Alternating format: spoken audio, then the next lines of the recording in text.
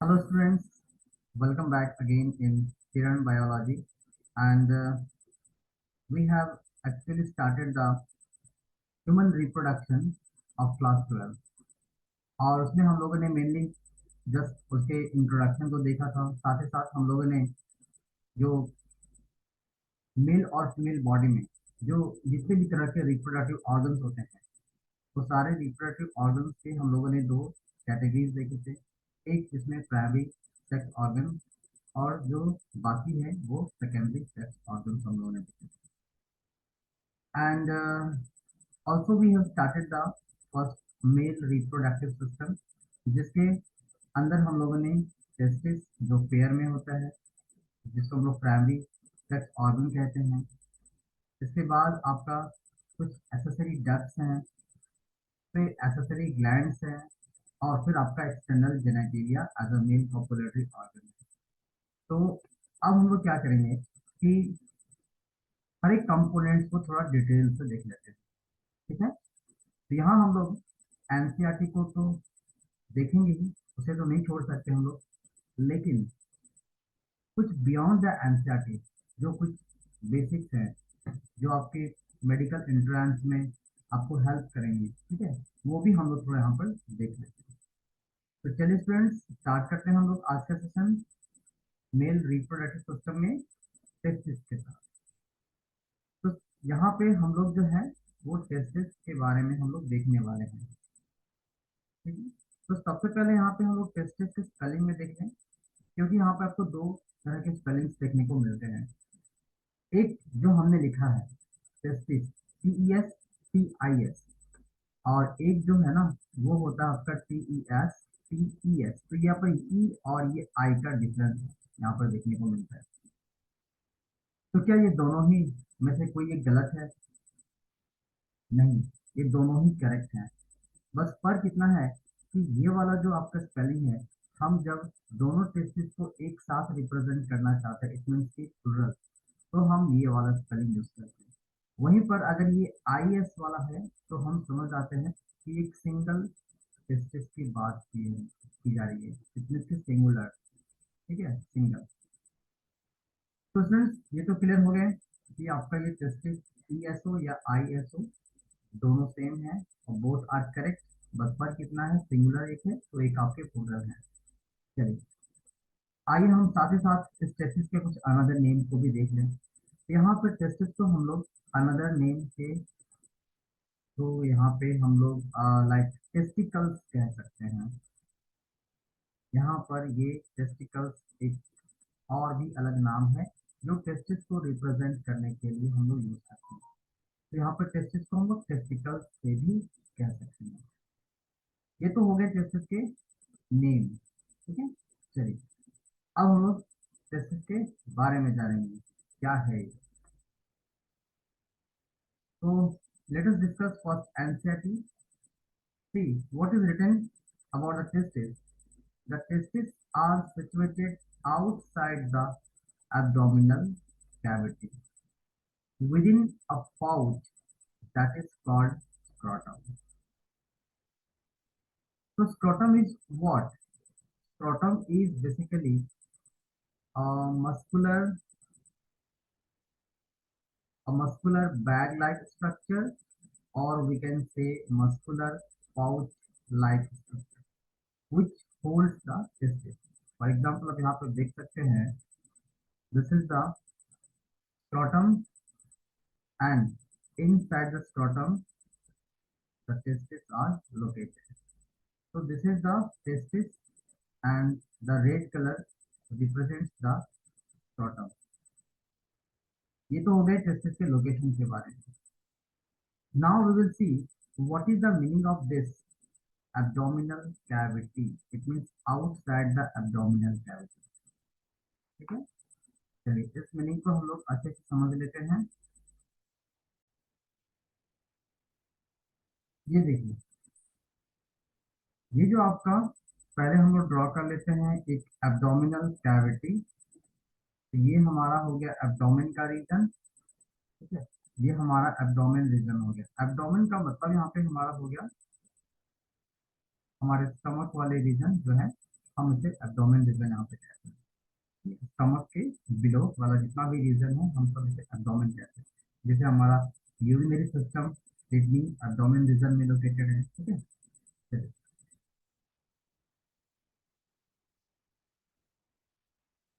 अब यहाँ पर हम देखेंगे कि हमारा जो स्क्रॉटम है वो जस्ट इस तरह से एब्डोमेन के बाहर लोकेटेड है। This is the scrotum. क्या ये स्क्रॉटम है? ठीक है। और जो हमारा टेस्टिस है वो हमारा टेस्टिस इसी स्क्रॉटम के अंदर लोकेटेड है, यानी कि एब्डोमेन के बाहर। तो एक्चुअली ये बता दें पहले आपको कि मेल बॉडी में जो टेस्टिस स्क्रॉटम के अंदर होते हैं वो एक्चुअली स्टार्टिंग से नहीं होता। इसका मतलब I am talking about its beginning. It means from the foetal stage where the life start. तो यहाँ पे जो अर्ली फीटल स्टेज जो होती है मेल बॉय की, मीन्स चाइल्ड की, ठीक है। तो अर्ली फीटल स्टेज में जो टेस्टिस होते हैं ना, वो टेस्टिस आपका यहाँ पर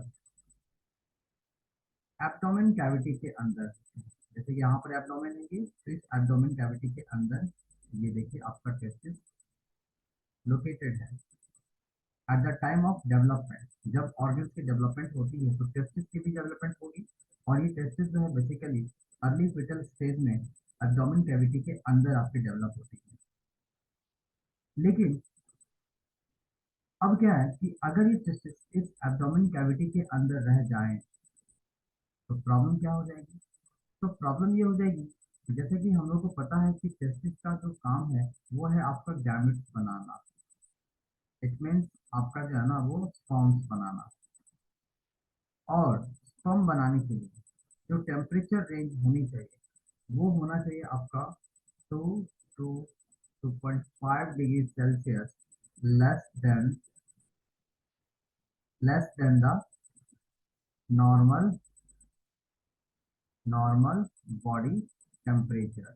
नॉर्मल बॉडी टेम्परेचर, इसका मतलब अगर हमारे एब्डोमेन कैविटी में रहता है तो यहाँ पर बॉडी का टेम्परेचर जो है ना उसको कितना मिलेगा? उसको मिलेगा बॉडी के टेम्परेचर जैसा, जो हमारा 37 डिग्री सेल्सियस है।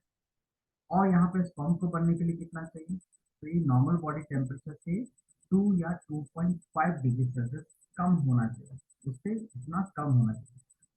तो इट मीन्स अगर ये टेस्टिस हमारा एब्डोमेन कैविटी में रह जाता है तो फिर उसे ये टेम्परेचर रेंज नहीं मिल पाएगा। इसका मतलब जो स्पर्म की फॉर्मेशन है ना ये क्या होंगे? नहीं हो पाएंगे।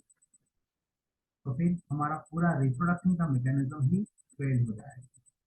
इसके लिए ऐसा होना चाहिए कि ये टेस्टिस है ना बॉडी से थोड़ा दूर होना चाहिए, वहां पर होना चाहिए जहां पर ये अपने टेम्परेचर को ये रिड्यूस कर सके। तो जिसके लिए ये जो आपका टेस्टिस है ना ये क्या करता है कि ये नीचे डिसेंड डाउन कर जाता है, यानी कि स्ट्रॉटम में आपका ये आ जाता है। तो ये देखिए अब यहाँ से ये टेस्टिस जो है ना आपका इस स्ट्रॉटम में आ गया है। ठीक है, इस स्ट्रॉटम में आ गया है। इसे हम यहाँ हटा दें, इस स्ट्रॉटम में आ गया है। तो अब यहाँ पे क्वेश्चन ये भी जानना है कि ये जो आपका टेस्टिस स्ट्रॉटम में आया है ये कब आया है? तो वो जो आया है ना वो आपका फीटल स्टेज को क्रॉस करने के बाद, इट मीन्स आप कह सकते हैं कि आफ्टर 7th, और ड्यूरिंग 7th भी कह सकते हैं, 7th मंथ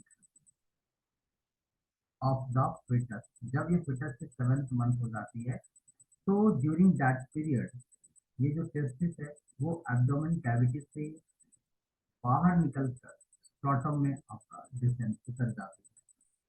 ठीक है। अब क्वेश्चन ये रहा कि अगर ये टेस्टिस नीचे उतर जा रही है तो फिर हम यहाँ पर ये कहना चाहेंगे कि कोई कोई ना कोई पैसेज होगा जिसके थ्रू ये बाहर आ रही है। तो व्हाट इज दैट? क्या होती है पैसेज? यहाँ जो पैसेज है ना, जो ये गैप दिख रहा है, ये पैसेज आपका है एक्चुअली। यहाँ पर ये जो है आपका एक पैसेज है, जिसके थ्रू जो है ना आपका टेस्टिस इजीली नीचे आ जाता है। और इस पैसेज को हम लोग यहाँ पर कहते हैं inguinal canal. Very important, inguinal canal. So basically, testis descend down at the seventh month, at age of seventh month of the fetus via inguinal canal। तो ये inguinal canal है जिसके थ्रू आपका ये टेस्टिस आराम से आ जाता है। ना क्या ऐसा भी हो सकता है कि ये आपका टेस्टिस प्रॉपरली किसी मेल में स्क्रॉटम में डिसेंड ही ना करे? यस, हो सकता है। तो ऐसे केस में एक डिसऑर्डर होती है। If testis fail to descend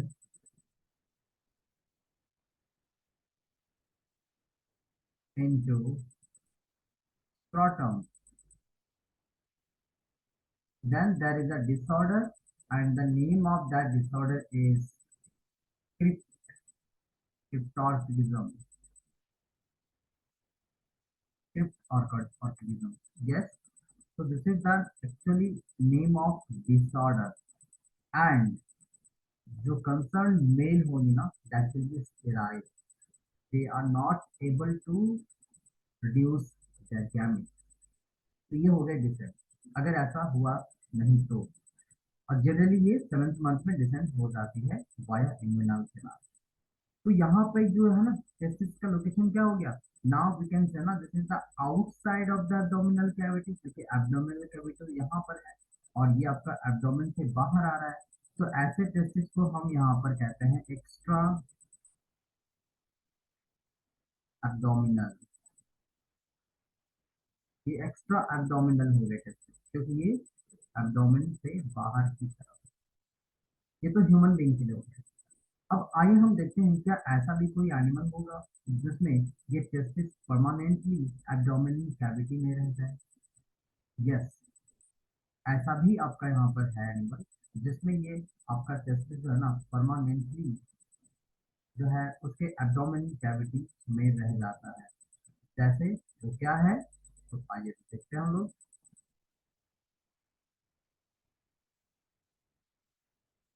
तो आपने नाम सुना होगा एलिफेंट का।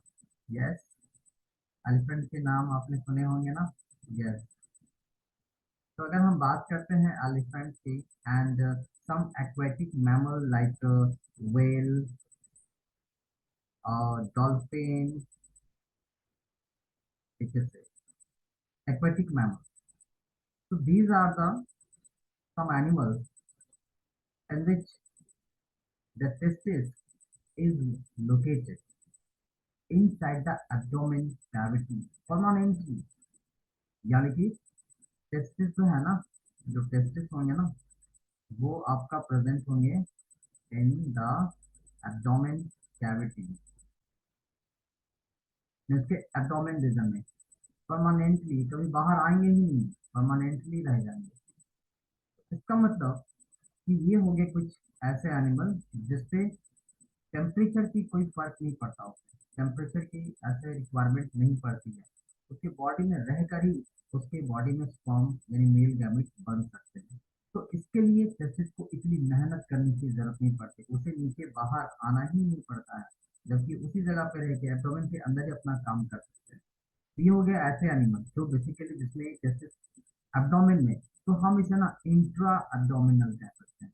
इस ऐसे टेस्टिस को हम लोग यहाँ पर इंट्रा एब्डोमिनल कह सकते हैं, इंट्रा एब्डोमिनल, क्योंकि यहाँ पर एब्डोमेन के इनसाइड में प्रेजेंट है। ठीक है, एग्जांपल में आपका एलिफेंट एंड एक्वेटिक मैमल्स।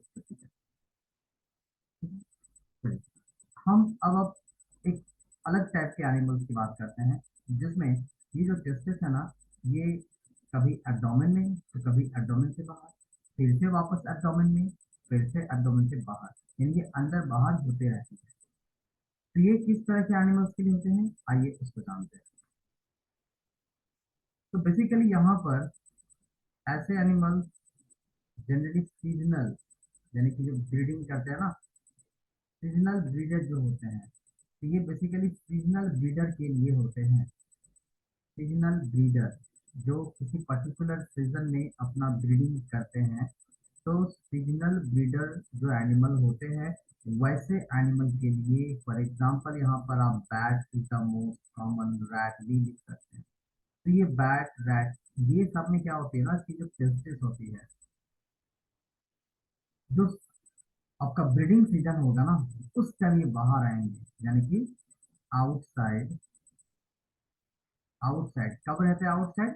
तो ब्रीडिंग सीजन में, ब्रीडिंग सीजन में जब वो ब्रीड करेंगे, रिप्रोडक्शन करेंगे, पर्टिकुलर सीजन में करेंगे, तब होंगे।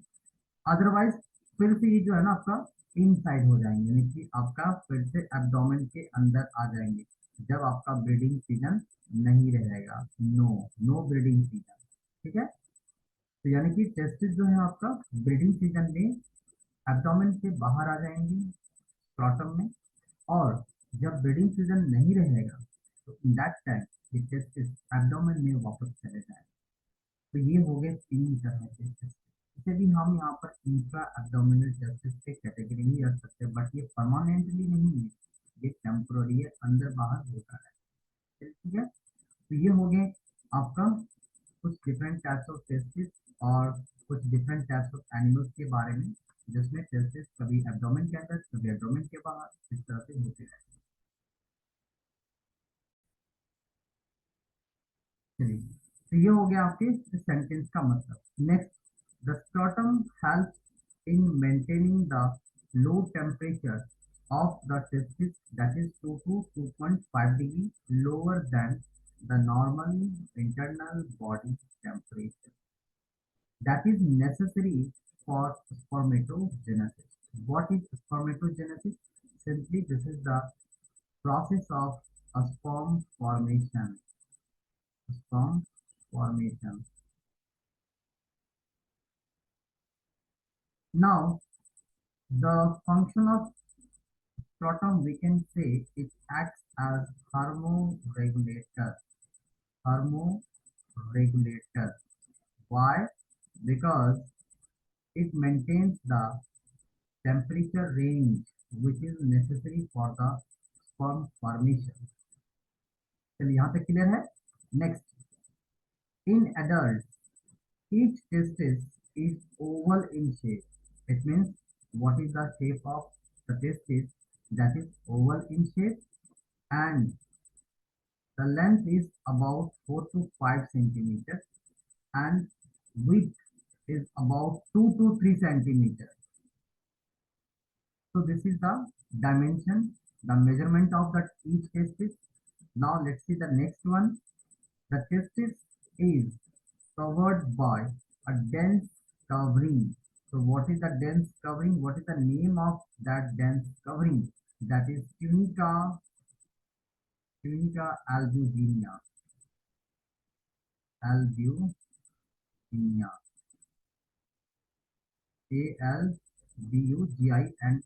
Albuginea. This is the tunica albuginea.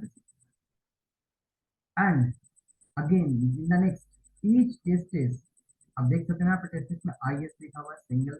each testis has about 250 compartments which are known as testicular lobules. ठीक है, तो आइए अब हम लोग यहाँ पर टेस्टिस के कंपार्टमेंट्स को देखें।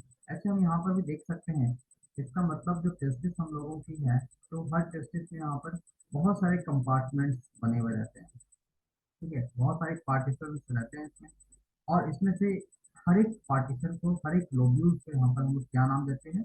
टेस्टिकुलर लोब्यूल्स कहते हैं। और फिर इसी सिंगल मीन्स इसी हर एक टेस्टिकुलर लोब्यूल्स में आपको क्या मिलेंगे? हाईली कॉइल्ड रीजन, और वो भी आपका या तो वन या तो three, one two three, one से लेकर थ्री नंबर में क्या रहेंगे? तो सेमिनिफेरस ट्यूब्यूल्स रहेंगे। Seminiferous tubules, seminiferous tubules, seminiferous tubules रहेंगे, and these are the place where the spermatogenesis takes place. यहाँ पर spermatogenesis बेसिकली इसी seminiferous tubules में होती है। है। इसका मतलब क्या देखा हमने, टेस्टिस, टेस्टिस के अंदर टेस्टिकुलर लोब्यूल्स, और टेस्टिकुलर लोब्यूल्स के अंदर सेमिनिफेरस ट्यूब्यूल्स, और जिसके अंदर आपका यहाँ पर स्पर्मेटोजेनेसिस हो। ठीक है, चलिए इसे हम लोग थोड़ा और डिटेल से देख लेते हैं। ये देखिए टेस्टिस, और टेस्टिस के अंदर है आपके टेस्टिकुलर लोब्यूल्स,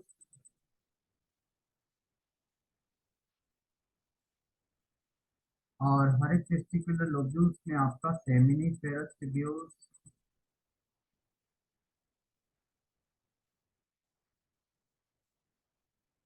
और सेमिफेरस ट्यूब्यूल्स के अंदर आपके स्पर्म की फॉर्मेशन होती है, that is the spermatogenesis, spermatogenesis. तो ये हो गया आपका यहाँ पर सीक्वेंस। ठीक है, तो अब यहाँ पे हम लोग देखते हैं कुछ और additional information related the testis.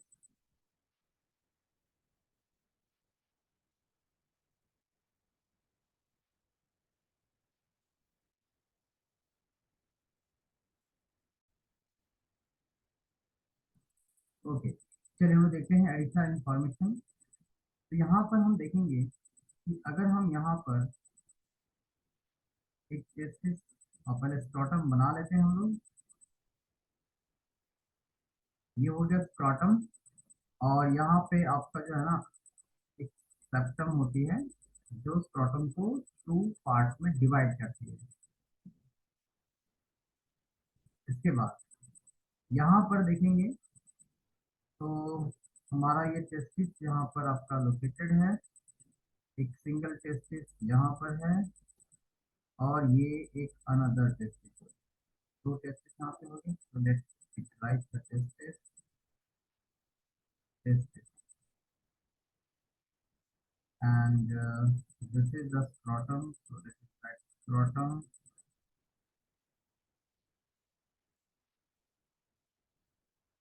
Now as we know that this is known as the inguinal canal।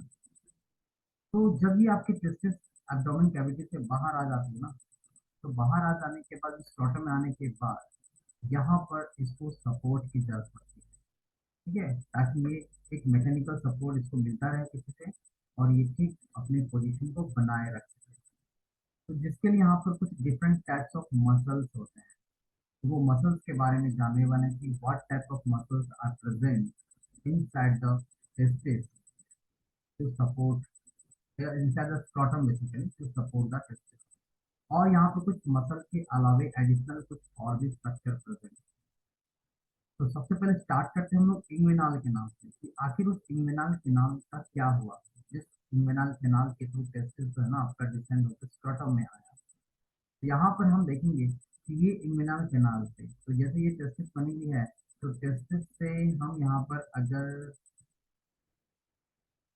इसके आगे के जो डक्ट्स हैं, जैसे कि अगर हम वास्ट डिफरेंस की बात करें, तो अगर हम इसी वास्ट डिफरेंस को हम दें, तो ये वास्ट डिफरेंस इसी कैनाल से होते हुए आपका गया। दो है तो और एक हो जाएगा, हम एक को दिखा रहे हैं। ठीक है, तो ये आपका हो गया वास्ट डिफरेंस जो इससे होते हुए आपका बाहर निकल रहा है।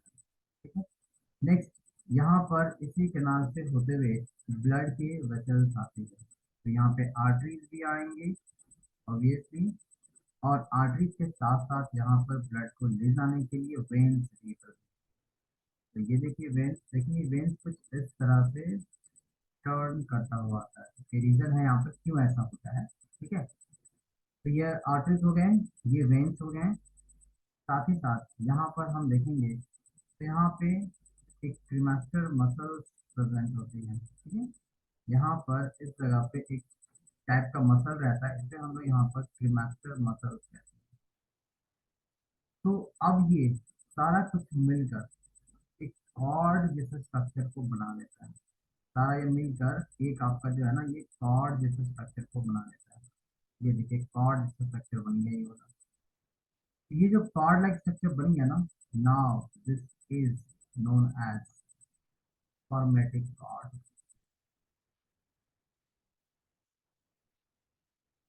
स्पर्मेटिक,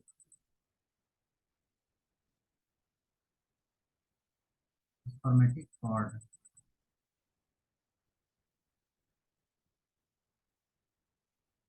तो यहाँ पर ये हो गया स्पर्मेटिक कॉर्ड। तो स्पर्मेटिक कॉर्ड कुछ और नहीं होता, इंग्विनल कैनाल जब ट्रांसफॉर्म हो जाते हैं, जब उस इंग्विनल कैनाल में ब्लड वेसल्स पास डिफरेंस और ये आपके क्रीमेस्टर मसल्स आ जाते हैं, तो ये एक कॉर्ड जैसा स्ट्रक्चर बना लेते हैं, इसे हम स्पर्मेटिक कॉर्ड कहते हैं। अब यहाँ पर क्रीमेस्टर मसल के अलावे आपके टेस्टिस में हम देखने वाले हैं और भी कुछ डिफरेंट टाइप्स ऑफ मसल, जैसे कि इस जगह पे, ठीक है, इस जगह पे सपोर्ट के लिए कुछ अनदर टाइप के मसल्स प्रेजेंट होते हैं, और इस मसल्स को हम लोग यहाँ पर जार्टोस मसल कहते हैं, जार्टोस मसल कहते हैं, ठीक है, इसको हम लोग डार्टोस मसल भी कहते हैं। इसके अलावा यहाँ पर इस जगह पे एक और मसल प्रेजेंट होती है जिसे हम गवर्ना फिलम कहते हैं, गवर्ना फिलम कहते हैं। बट जो इम्पोर्टेंट है ना, वो मेनली आपका ये दो है नाम जो एग्जाम में पूछे जाते हैं कि what are the two types of, sorry not this one, what are the two types of muscles, cremaster muscles, cremaster muscle.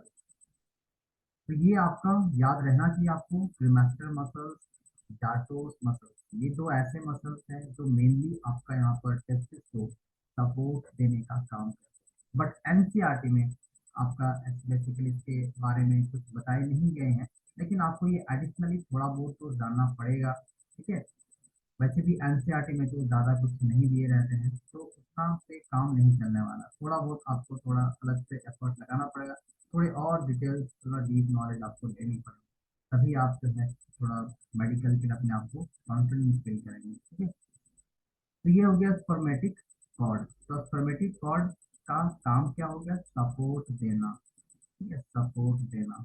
तो यहाँ स्पर्मेटिक कॉर्ड में ही आपका क्रीमेस्टर मसल इंक्लूड होता है, ठीक है। लेकिन ये याद रखिएगा, अगर आपसे पूछा जाए तो क्रीमेस्टर मसल कहाँ पे रहता है, तो ऑब्वियसली टेस्टिस मसल मेल में पाया जाता है, डार्टोस मसल अगेन मेल में पाया जाता है, यानी कि स्क्रॉटम में ही होता है टेस्टिस को सपोर्ट देने के लिए। गवर्नाकुलम भी अदर टाइप ऑफ मसल है, तो ये भी आपके मेल की बॉडी में, इवन आपके स्क्रॉटम के अंदर पाए जाते हैं। तो ये यहाँ पर आपको याद रखना है। इसके अलावा, इसके अलावा आपको एक और चीज़ आपको देखने को मिलेंगे कि जो मेल में आप देखे होंगे बॉडी में, कि बेसिकली क्या होता है मेल के बॉडी में, कि ये स्क्रॉटम वाला जो एरिया होता है, यहाँ स्वेटिंग काफ़ी ज़्यादा होता है, ठीक है, यहाँ स्वेटिंग काफ़ी ज़्यादा होता है।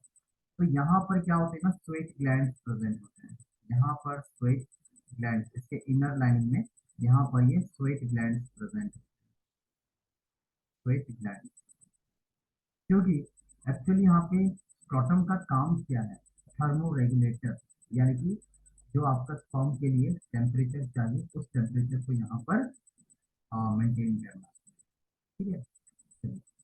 तो ये स्वेट ग्लैंड्स इसलिए है ताकि वो टेम्परेचर को मेंटेन कर सके। अब देखिए एक क्वेश्चन आपको यहाँ मिलेगा, वो क्वेश्चन क्या है कि जो विंटर सीजन होती है ना, विंटर सीजन, ठीक है, तो विंटर सीजन में क्या होता है कि जो हमारा टेस्टिस है, let me draw first the abdomen wall, ये हमारा एब्डोमेन का वॉल होता है, ठीक है।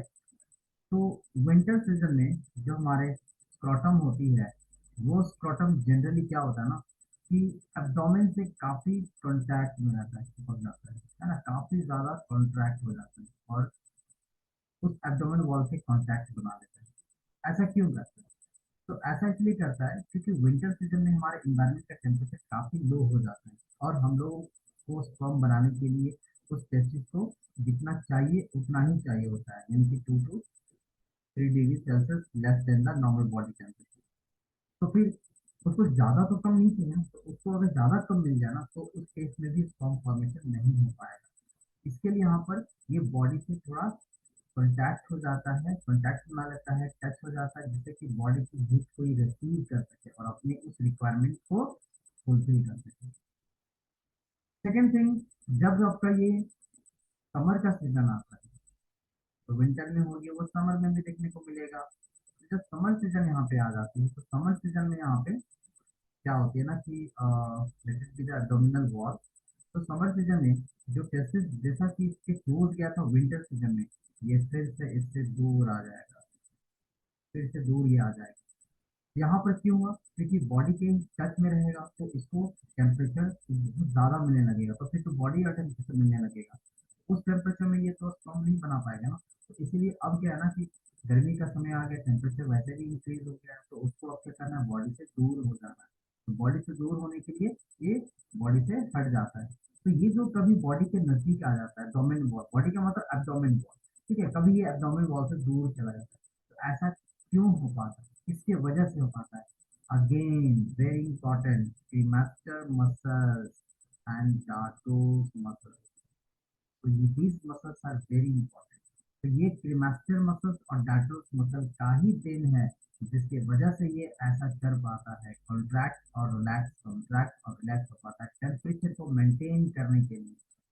यहाँ पर जो स्क्रॉटम का जो फंक्शन है ना, थर्मो रेगुलेशन का, तो थर्मो रेगुलेशन में जो आपका फंक्शन है स्क्रॉटम का, उसके इस फंक्शन में कौन कौन अपना रोल प्ले कर रहा है?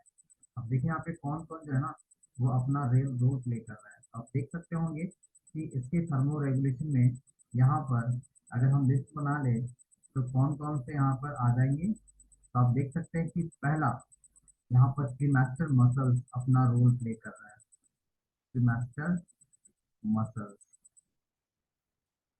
सेकेंड रोल प्ले कौन कर रहा है? तो डाटोस मसल, डाटोस मसल कर रहा है। थर्ड, थर्ड की अगर बात किया जाए तो स्वेट ग्लैंड भी यहाँ पर अपना कंट्रीब्यूशन देता है, स्वेट ग्लैंड भी, ताकि जो है ना वो एक्सेस हीट को रिड्यूस कर पाए और टेम्परेचर को मेंटेन कर सके। तो बेसिकली जो थर्मो रेगुलेशन का फंक्शन होता है ना, थर्मो रेगुलेशन का, थर्मो रेगुलेशन ये काफी इंपॉर्टेंट फंक्शन है हमारा स्क्रोटम का,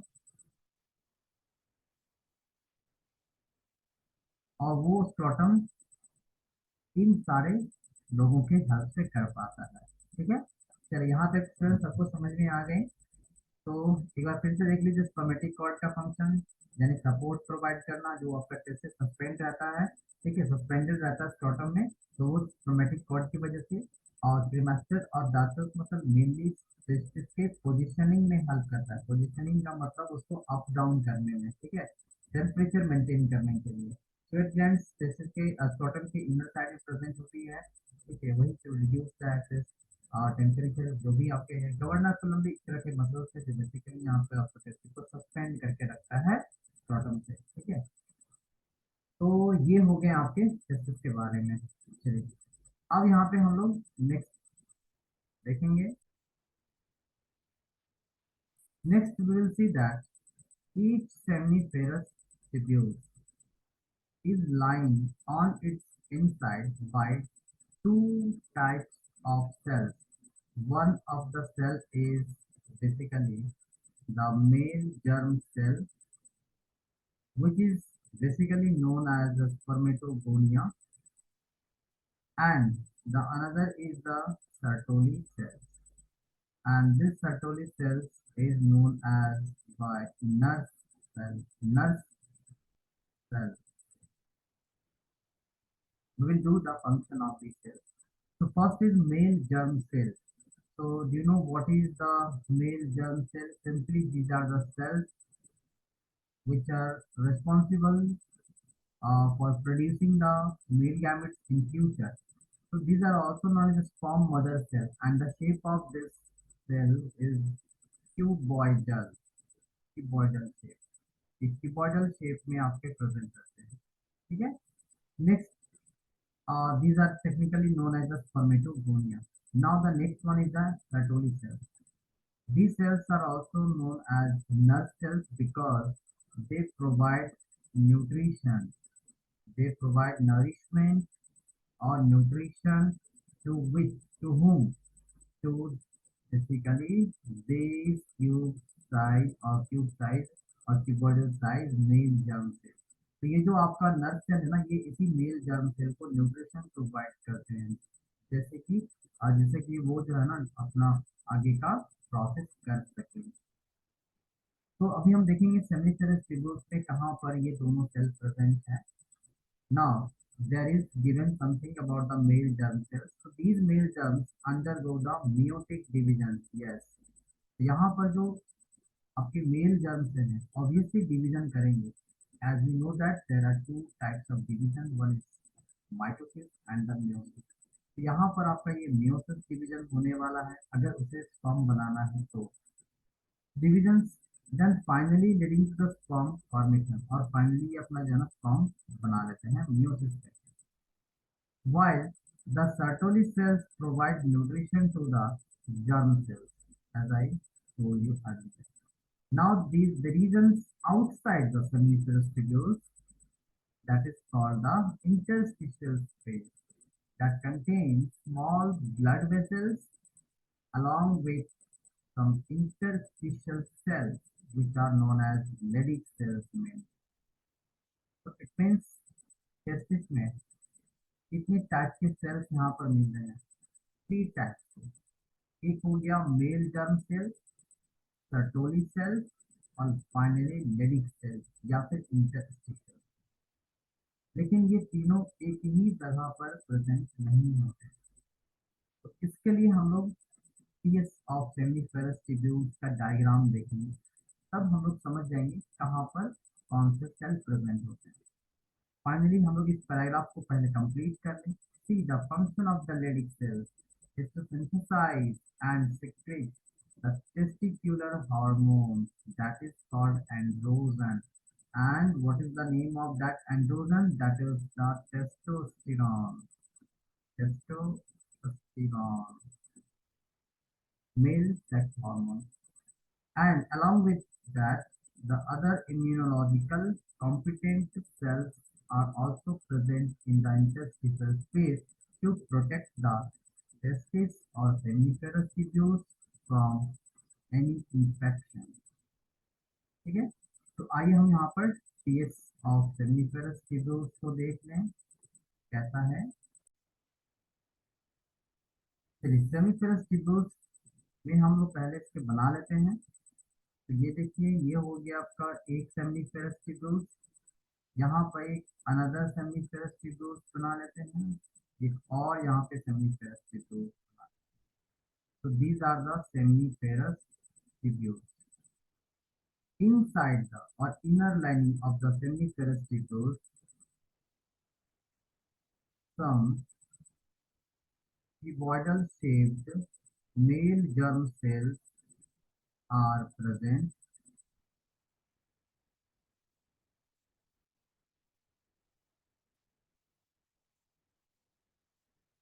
तो यहाँ भी हर एक के अंदर यहाँ पे कुछ मेल जर्म सेल्स प्रेजेंट होंगे. तो these are the male germ cells. So let it be right.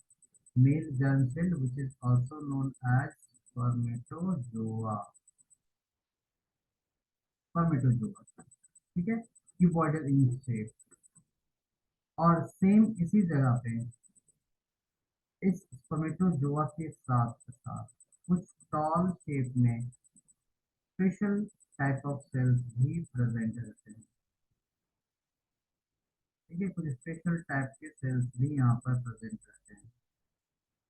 और इस सेल को हम लोग यहाँ पर सर्टोली सेल कहते हैं, जिसके बारे में जस्ट अभी हम लोगों ने पढ़ा, नर्व सेल जिसको हम लोग कहते हैं. ठीक है. नाउ ये दो सेल हम लोगों ने देख ली, सर्टोली सेल्स और एक स्पर्मेटोजोआ, जो एक सेमिनिफेरस ट्यूब्यूल्स के इनसाइड में प्रेजेंट है. Now what is called this space? ये जो स्पेस यहाँ पर आपको दिख रहा है ना, इस स्पेस को हम लोग कहते हैं interstitial space. Interstitial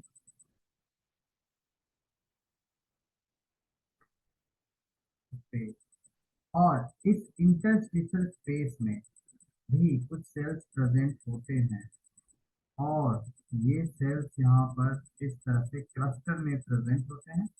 and these cells are known as basically Leydig cells. और यही वो सेल है जिसको Leydig cells. तो Leydig cells यहाँ पर टेस्टिस में तो जरूर प्रेजेंट है, लेकिन एक सेमिफेरस ट्यूब्यूल के इनसाइड में नहीं है, वो सेमिफेरस ट्यूब्यूल के आउटसाइड किसी इंटरस्टिशियल स्पेस में है, और इसीलिए हम इसी लेडी सेल को इंटरस्टिशियल स्पेस भी कहते हैं। और ये लेडी सेल्स आपका टेस्टोस्टेरोन हार्मोन को सिक्रेट करते हैं।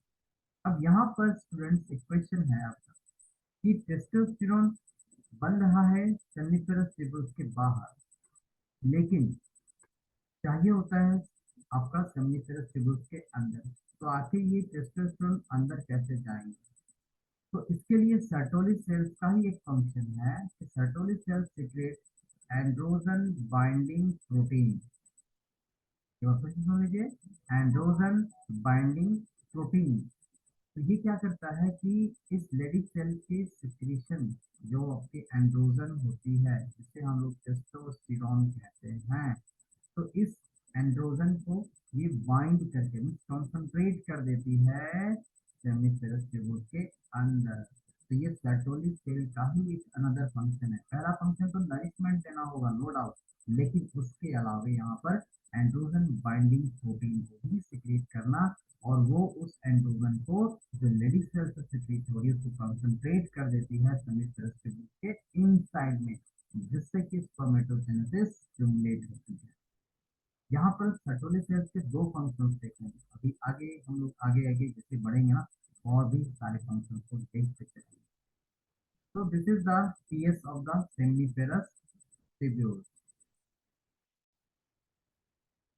अब एक बार यहाँ पे फिर से आप सारे लेवलिंग्स को डायग्राम में आप देख सकते हैं। जैसे कि ये हमारा यूरेटर हो गया, which brings the urine from the kidney. ठीक है, ये हमारा यूरिनरी ब्लैडर हो गया, विच स्टोर्स द यूरिन। और ये हमारा यूरिथ्रा हो गया, from which the urine is passing out. तो ये जो यूरिथ्रा है ना, this is known as the urinogenital tract.